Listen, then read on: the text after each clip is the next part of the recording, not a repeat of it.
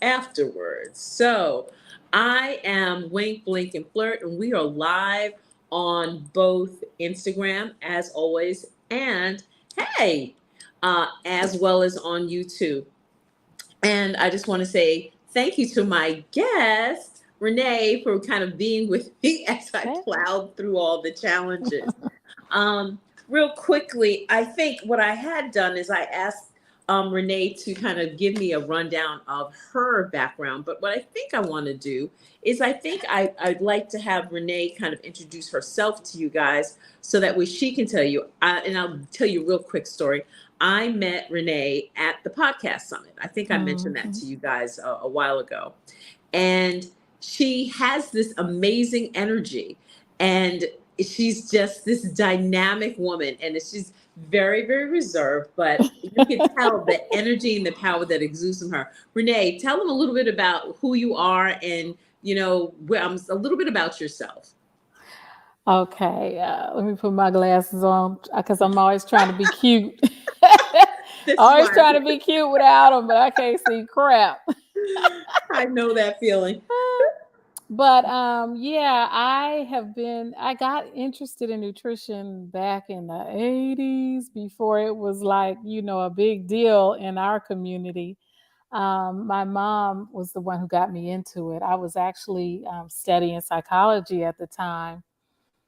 And my mom saw a holistic nutritionist, Oh, and next thing I know, she was a different person. Like she used to like really be low energy and kind of sickly. And all of a sudden she had energy, she lost weight. My mom was heavy all my life until then. She lost all this weight. And at that time, I was starting to pick up weight. I was like, I think a sophomore in college, and over the summer of I think it was my sophomore year summer, I asked her to show me what she did. She always just did what she did. She never preached. She never tried to recruit us. She hmm. just changed her diet, and she went from doing things like putting raw liver in the blender with tomato juice and milk to lose weight and to build her blood, to going to see a nutritionist and actually figuring out how to really cure her anemia, increase her energy, and lose weight, and actually have a diet that she could live on. So after she did that, that's when I started to pay attention. What are you doing? And over the summer, I went from a 16 to a 6. And when I showed back up in school, I Wow. remember my first day on campus, this girl comes up to me and she says, "Oh, you had the baby." And Oh I said, no. "Yes, ma'am." And I said, "Oh, you know what? I heard I was pregnant, but no." I had been hearing that rumor, but no, there's no baby. I just changed my diet. And after that, one after the other of my sisters started coming up to me asking, what did you do? What did you do? And at that point, I started thinking this was junior year, but I'm majoring in psychology. And I'm thinking, shoot, I need to get paid for this. So after graduation, I went back to school and got my nutrition degree. So that was in the 90s, in the early 90s. And back then, I was that person who was getting up in the morning, making my fresh juice Right. before bed at night, juicing. This was back when the juice man was the juicer. Ah, yeah, yeah. Yeah, so my mom got me into all of that, and I was, learning how to deal with tofu, and I had cut out dairy. I cut out all white products: white Okay. rice, white sugar, white flour. I would eat wheat flour. I wouldn't eat any beef or pork, but I did eat fish. I would still eat fish and chicken on occasion. So this was way, like I said, way back when nobody was, I'm not going to say nobody, but the Mhm. majority of us, it was nowhere near as popular in our community as it is today. Was this the era of Queen Afua? I don't know. I Okay, don't know all because right. I'm not sure, I don't know. Okay, I'm of not who her. I don't Okay, know when she started, but okay, this was when I started was in 80, like 87. yeah. And then when I went back and got my nutrition degree was like 90, way later when I went back and got the degree. It was in the late 90s that I actually got the degree. But I was living the lifestyle all through the 90s. Wow. And, back then it was like I would go somewhere to eat and they would look at me funny if I said I didn't eat animals. It's like Yeah, I would just say, oh, I keep hitting the table. Sorry. I would say, because I don't even think it was called vegan back then. I don't even know. yeah. But I think. I just said I would always ask for vegetarian because I did eat fish, but they would give me this strange look, like it was just like you want what, You don't want and any meat, is what they say. You sure you don't want any meat with that? yeah, it was like I remember sometimes people would even like think I was sick, Oh, like oh she's got a problem, it was crazy back then. And so I kind of lightened up because I was really having a hard time when I went outside of my house. So I did start eating chicken again. oh. And it was around the time of the pandemic that I stopped eating chicken again. And this time I said, I'd be vegan if it wasn't for fish because I just gave dairy up over the years too. And They say that's the hardest one to give up is the dairy. I think once you know what it does to your body, it Oh, becomes easier to let it go. And we can talk about that if you yeah. want. But Oh, yeah. I ended up during the pandemic, I said, the only thing I was really in love with when you say hard to give up, because I didn't Uh-huh. I ice cream, no problem. The vegan ice creams were fine for me, and same thing with Hmm. the cheese. Sushi was my thing. Really? Sushi, yeah, yeah. And I think that's a California, just, I think when you live in California for a long time, you just become addicted to sushi. I don't know. Maybe They. that's what it was. But that was the thing that I just said if I could do vegan sushi, because I'm also a plant based chef. So I said, if I can make my own vegan sushi, then I think I could give up fish. And I started working on that and I got it and I don't miss anything. Wow. And Wow. that's the key. I feel like it's the key is to do it when you're ready. Cuz that was over what 20-year process for me to go from pescatarian to plant-based and even chicken. I ate chicken off and on throughout all those years. And I just never felt like you should just give up something and deprive yourself and be missing it, except cake. I'm sorry, Yeah. cake for me is the only thing that I'm just like, yeah, I'm gonna eat me some cake. Funny, funny, funny. Let me ask you this, just to kind of set the room. Tonight, I have on an amazing, amazing new acquaintance, Renee Simpson. She is the Well Diva, and those of you are just kind of popping in right now. I'm about to ask her when. Just a couple of quick questions, and then I want to know how you decided you were the Well Diva, and how did that evolve? Because I love it. I believe in diva deliciousness all the way around on any occasion. But for those of you who are struggling with your health, midlife health is can be really incredibly challenging, from the weight gain, from the bloat, um, from being out of balance hormonally, and all of the Mhm. aches and pains and things that come along with that. One of the reasons why I wanted to have Renee on is because she can kind of speak to the way we need to change our diet and the way that we eat, so that we too can step in becoming well divas and divos, as it were. Renee, what was it that, I guess, after 2020 made you decide that I am, or you got to the point where you are the well diva? How did you become the well diva? So, Well She's Diva fabulous, actually by the started in 2014, I believe it was. way. Okay. Yeah. Prior to that, I had a blog. It started as a blog and Oh, it was really? called Soul Food Therapy. And let me see, was that? The first thing I think was soul food therapy, or either it was culinary therapy, one or the other. I had one and then I moved to the other, and I can't remember which one was first. I think culinary therapy was first when I was in school for my nutrition degree. And I wanted to be a plant-based chef, but this was before they called it plant-based. Okay. And back then, it was like kind of rare to hear of somebody who was in nutrition but was also a chef. So Oh, there really? wasn't really a name for it back then. Okay. And there were very few programs. There was one that I knew of in New York, but it was like so expensive. And I was like, "Ah, I don't think I'm doing that." For plant. But I just started blogging and I changed it to soul food therapy. And that was because I wanted to particularly reach my Black people and help us to understand a better way to eat.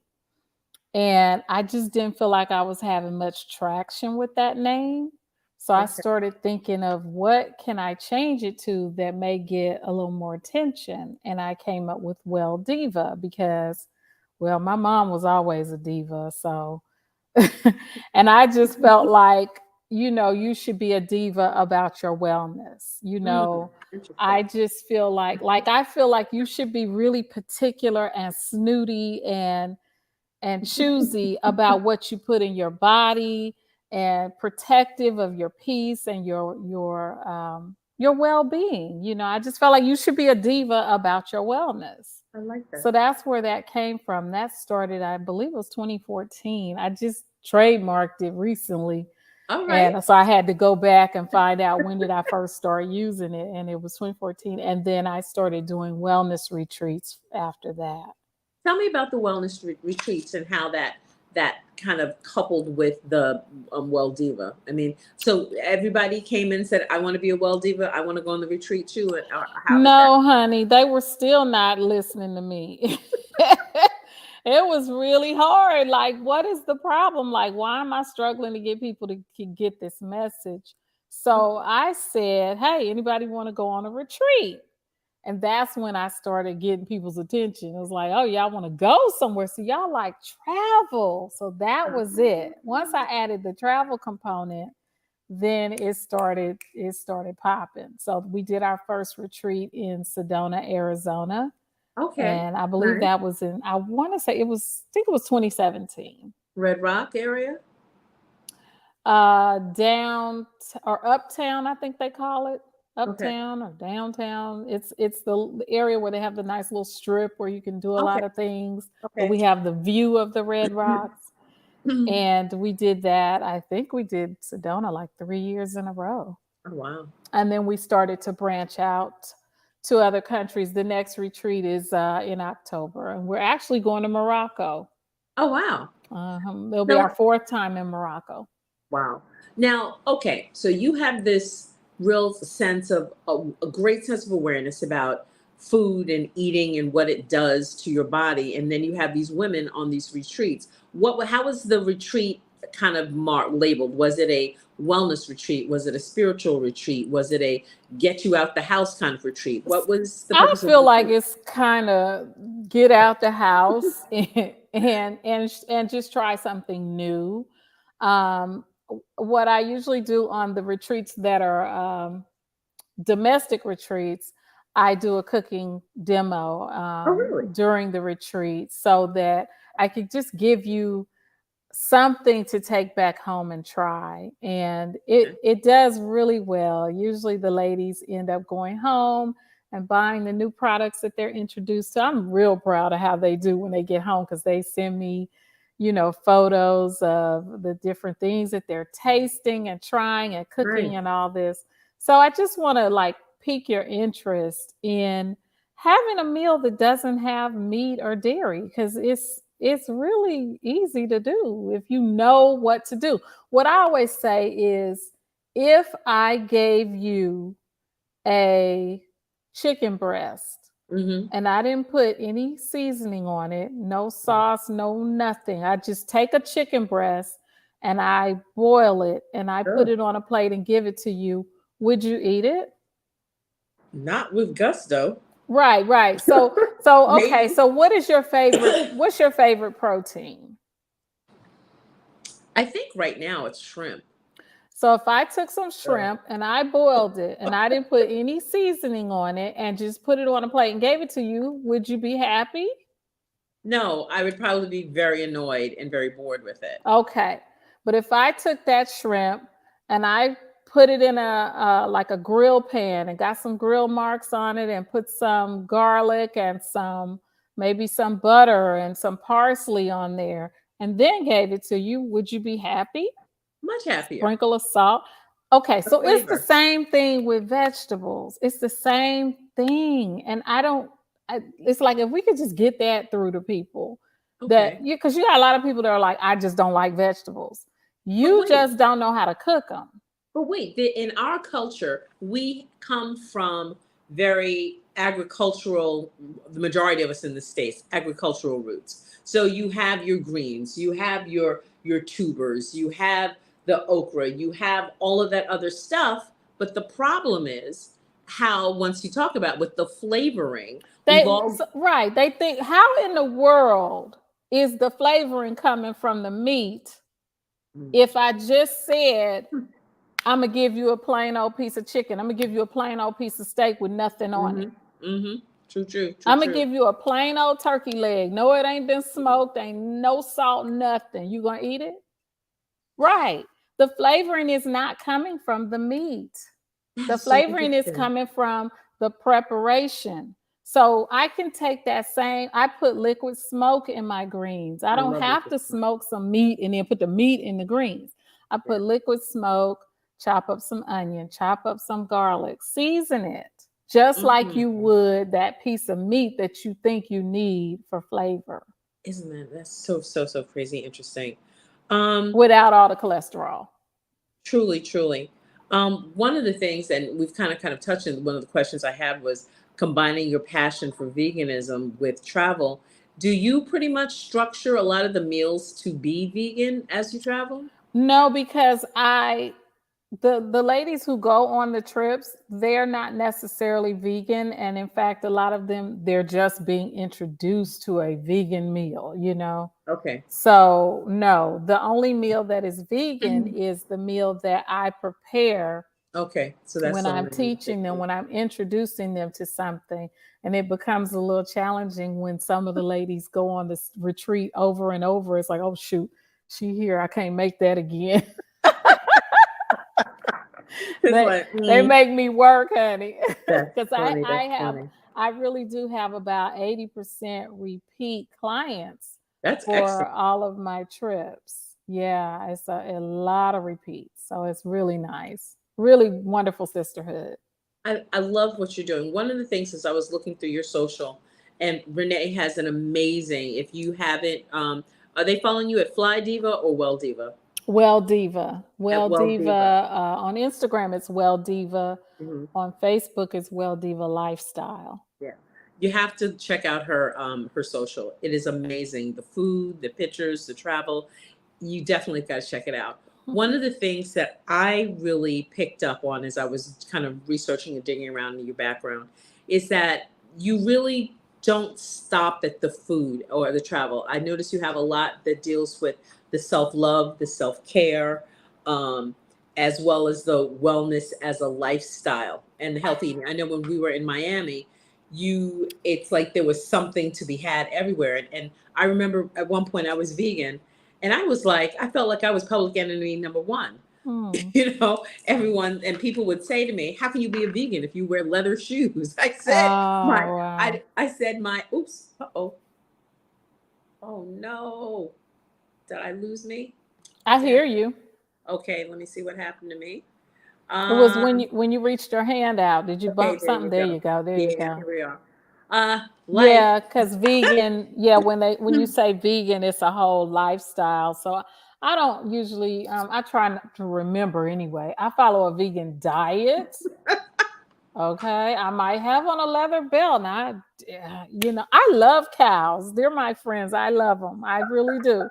Like where I used to live in California, when I would go for my walk in the morning, I'd see the cows. I'd be like, hi, ladies. Good morning. I really do love them. but I do have some leather goods around here. I I love just it. don't eat them. But yeah, I hate to have to even share my diet with people because yeah, people get crazy. Yeah, very judgy. Yes, I find. it's Yeah. almost like I saw somebody mention recently. He's like, I don't say what my diet is because it's like a religion, you know. And Mm-hmm. yeah, it is. It's like, oh, you supposed to be that, but you're doing this. Yeah. So let me ask you this: having been vegan, and I know that folks who listen to me know I'm very extreme. I'm just hard turn, and then all of a sudden now I'm vegan. How would somebody, if when I think of changing my diet, I think of it from an aspect of care and love and attention that I'm paying to myself and my body. Hmm. That I'm now going to, and tell me what your thoughts are on this. It's like really, instead of it being a rolling, this is Karen. Instead of being a rolling garbage can where I'm picking up and I'm eating any old thing and not really discriminating or being discerning about what I'm eating, Hmm. I'm making different choices, like whether I'm going to eat organic or if I'm going to eat things that are have moderate GMO. Or is that when you made your transition? Was it that kind of thing where you just kind of said, do becoming, I know you said 2020, but as you have let me back up. Where I'm going with this is, if I were someone who came to you and I said, I think I want to be vegan, how would you position me or turn me to, not turn me, that's a bad, poor choice of words. How Hmm. would you help me make that pivot? And what would be the mindset that would be required in order to transition into that level of wellness? So I am not one that says everybody has to be vegan because Mm, I've heard people say, they were vegan and they were not as healthy as they used to be. I had I that. don't know what happened in that case. They may have been doing something wrong. I really don't know. There's so many different diets out there, and most of them actually do work. Mm, But you have to figure out what your needs are, what works for your lifestyle, what your goals are. Like I said, I don't believe in deprivation. I just mm. like I like coffee, and I know there's all kind of mushroom things I could be doing in the morning. I know that. I'm well aware of that. Don't But judge your caffeine, huh? but I used to always hear, "Oh, the benefits of caffeine." What? The benefits gone now? Oh, No, that's they right. not. I'm still going to enjoy them benefits. It wakes me up. It helps me eliminate in the morning. So I get what I want out of it. I And I love it. really enjoy my coffee. Then there are times when I will detox and I'm done and I don't need coffee. And then I'll come back and like, okay, I'm gonna enjoy my coffee again. So I feel like you need to figure out a diet that you can live with and that you can Mm, absolutely love. Because okay. if you don't love it, you're not gonna do it, but for so long. True. True. And becoming vegan or even vegetarian, it's a lifestyle. It's It not. is, and you can do it because you once you get something out of your system, your taste buds start to change. Like I just had a Reese's. I do only dark chocolate because that's the best if you're going to have chocolate. Like I said, I'm not vegan, so I'm still having a little chocolate here and there. But I hadn't had a Reese's in like a month, and just now I was like, "Oh, this is too sweet." Your Interesting. taste buds will Yes. adjust to whatever you want them to adjust to. That's so. You know what? As I think about, I've kind of run through my questions, um, in terms of what I wrote down that I wanted to ask you about, and I just Mhm. kind of want to speak to the coaching that you do with people, and as the I get under the guise or under the heading of Well Diva. Can you talk a little bit about that? So that is self-love and happiness coaching, and I am leading women to their absolute best life in showing them the connection between self-love and happiness. A lot of times we want to get to the happiness, but you got to go through the self-love to get there. So that's what that coaching is all about. let me ask you this. Do you find that, and I love that, I'm going to have to talk to you about that a little bit later on, because I think in midlife we have pretty much submerged a lot of our happiness. We don't really indulge in it as much as we should. Mm. Do you find that you have, I can speak for Karen. I know in my 40s, I was in a relationship that I was very unhappy, and I ate a lot of my anger. Mm. Instead of articulating my anger because it would be too much, I started to eat it. It was the crunchy, snacky, Mm. something sweet, Mhm. salty. Do Yeah. you find that as you're dealing with women in the practice that you're cultivating, that it's a hard turn or a pivot as in terms of their diet as well? You mean hard for them to actually make that change? Or the of being aware that there needs to be that change, and then having to kind of guide them to a different way of eating, as well as processing that emotion. Yeah, and one of the things that I do is hypnosis, Ah, and that definitely will help you quickly make that change in that diet. really? Hmm. Is Yeah. it that you, well, talk to me about that. Is that something that you put suggestions there, and then how does that work exactly? So the way it works, and it's really sad that again, our community is like we are the last to find out the good stuff. Mhm. We really are. We're the last to embrace it. But with hypnosis, another word for hypnosis is just relaxation. When you get to a certain, mhm. Hey, Instagram, I'm going to cut you guys loose. We're having a great conversation over here with Renee Simpson, the Well Diva. If you want to catch the rest of it, join us on YouTube or on Facebook. Take care. Have a great night. I meant to end that before then. So all the goodies are going to be over here. Go ahead. Okay, I lost my thought. I Go was ahead. saying that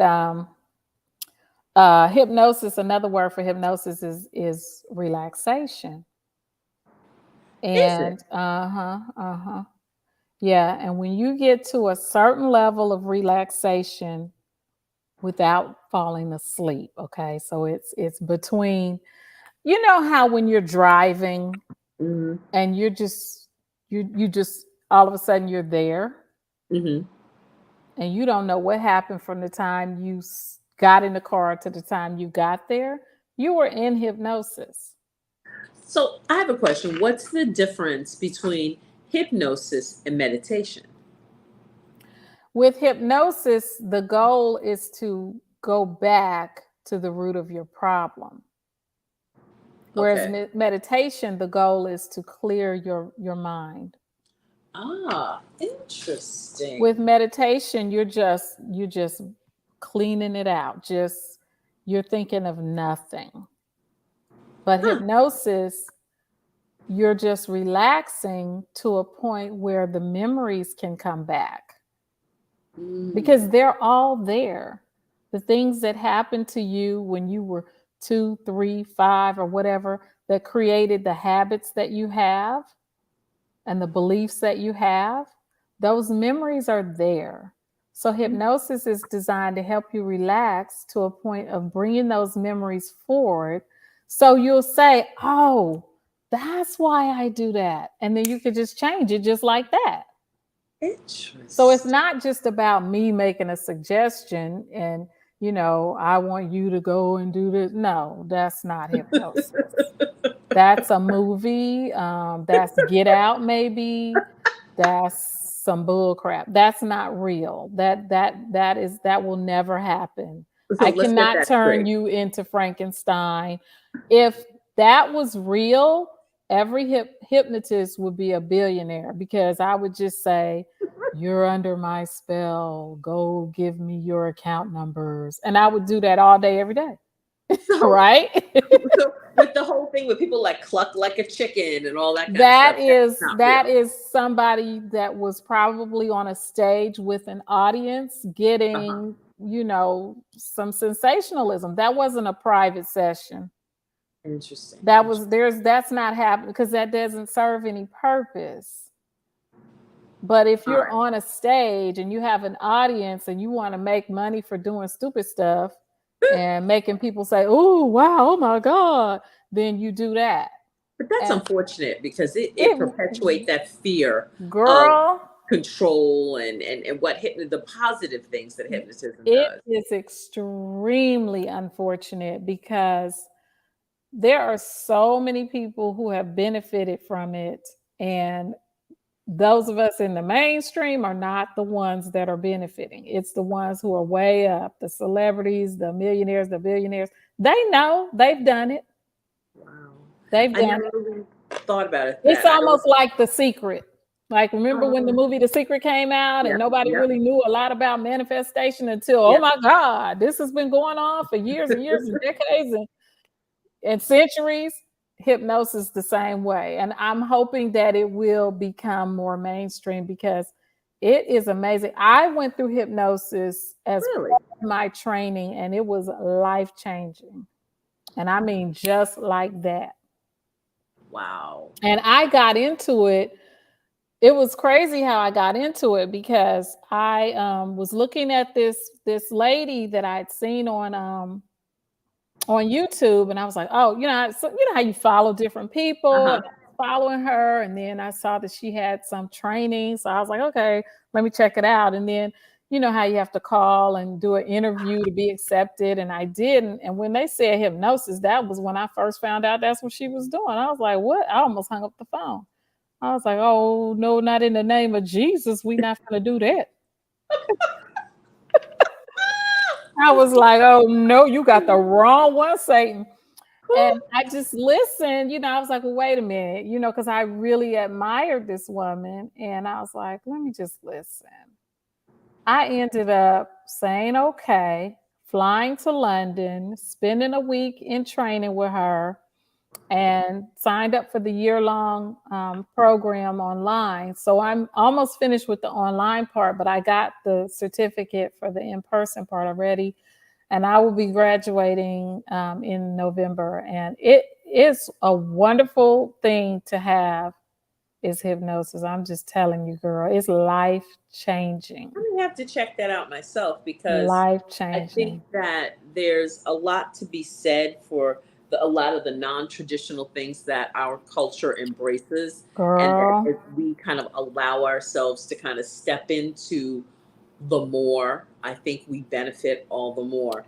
when Um, we were taken away from the motherland, we lost all that. And we were taught to think that all of the wonderful things that we left back there, we were taught to think that they were evil mm. because that was a way of controlling us. Interesting that that's a great pivot point. You do a lot of travel, and in our conversations, I know you do a lot of Mhm. travel to Africa. Mhm. How has that, in terms of becoming well or whole or one with who you are as a woman of color, what has that travel done for you?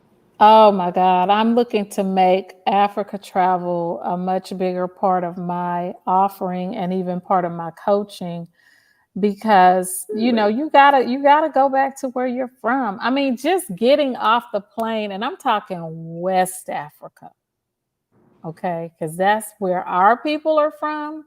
When you go over to East Africa, it's gorgeous. They got the Indian Ocean. You see the giraffe manor and all the wonderful, pretty stuff. But African people are not running stuff over there. Indian people are running it. Yeah. You need to go where you see your people running stuff. Okay. Interesting. You need to go where we own stuff, where we own everything. Wow.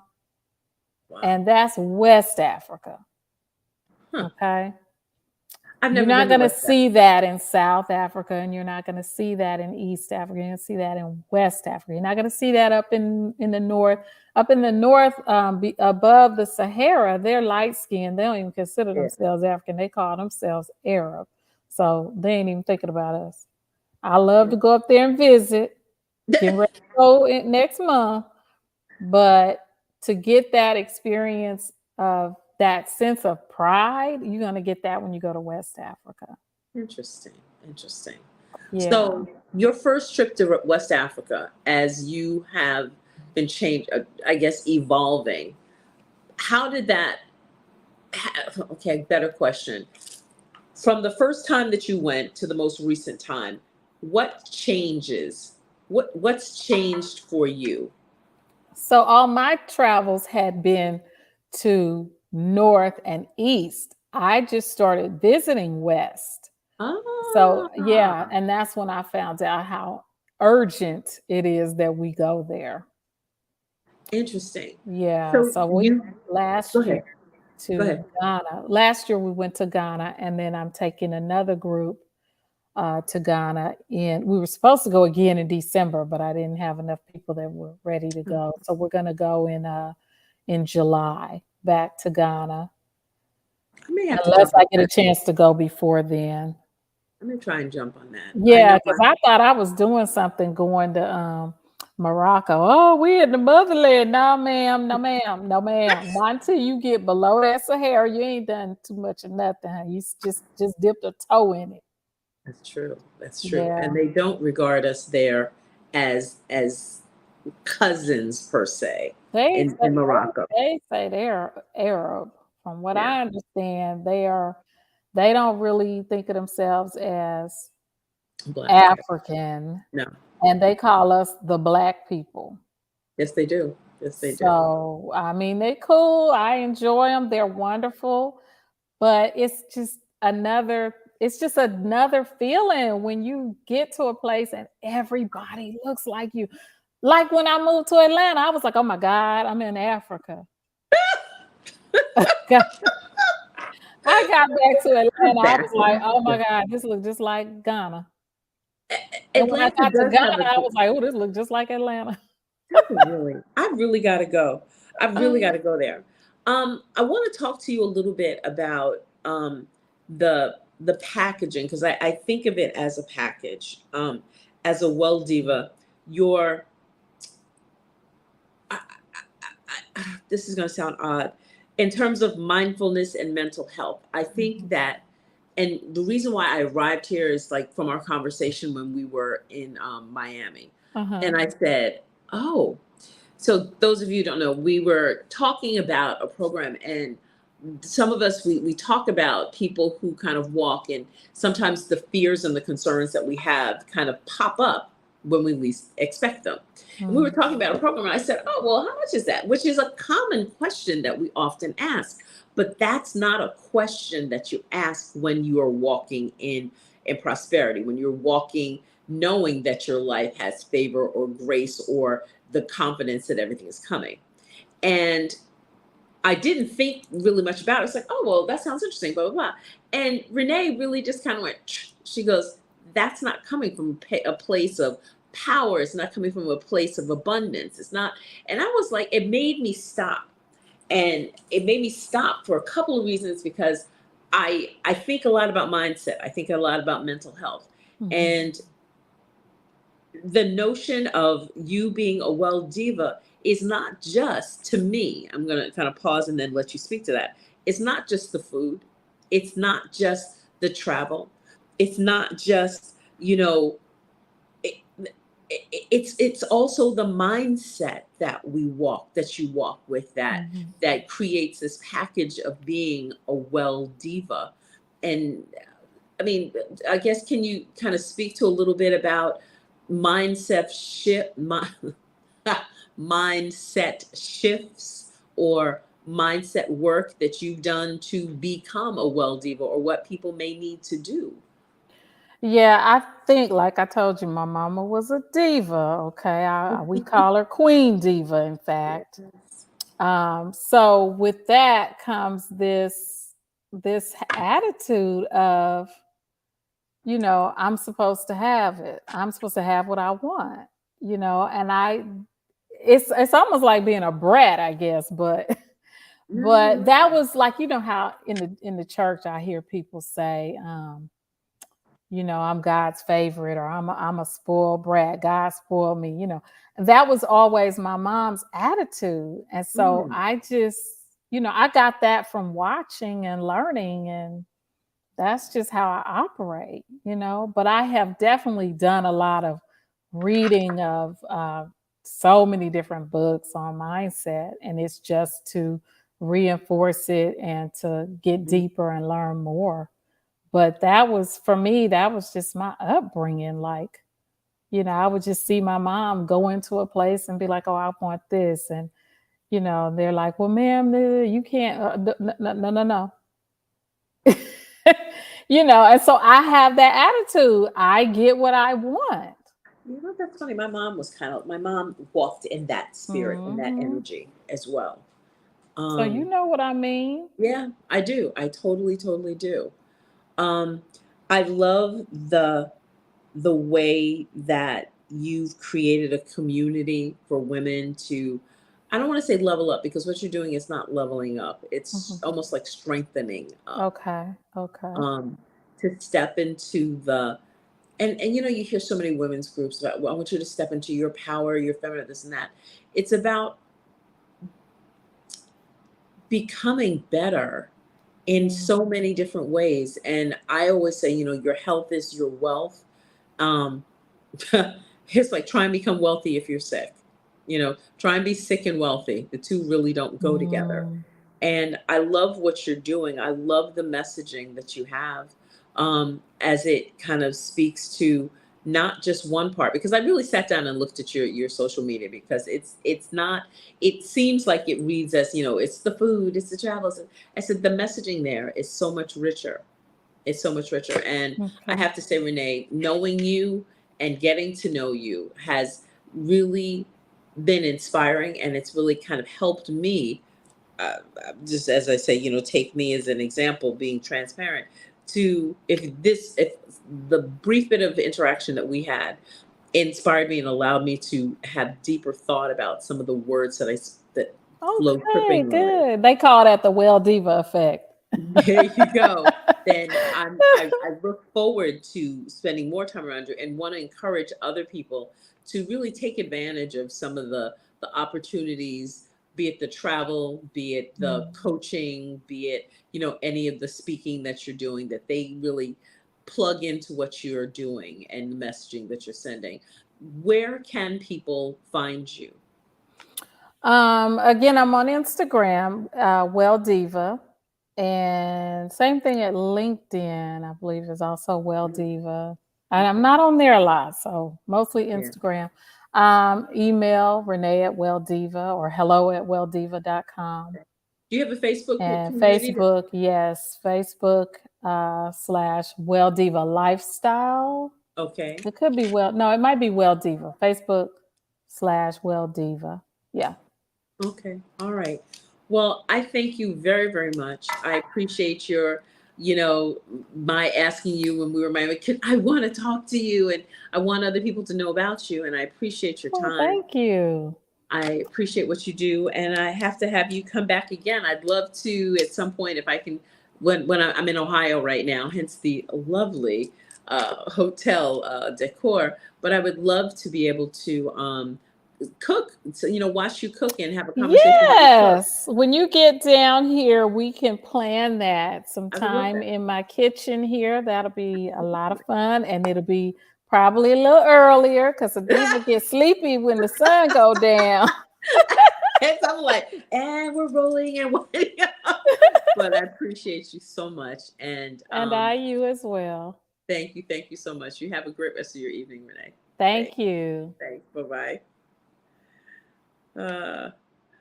Well, that was Renee Simpson. Renee is the Well Diva, and she definitely is someone that everyone needs to see, to follow, and to really find out how to take care of ourselves, how to take care of yourself as a person who aspires to be well and to live an amazing life. This is Wink, Blink, and Flirt. I'm going to let you guys go. I hope you had an amazing evening, and I hope you learned a bit and got to know Renee Simpson. Take care. Have a great night.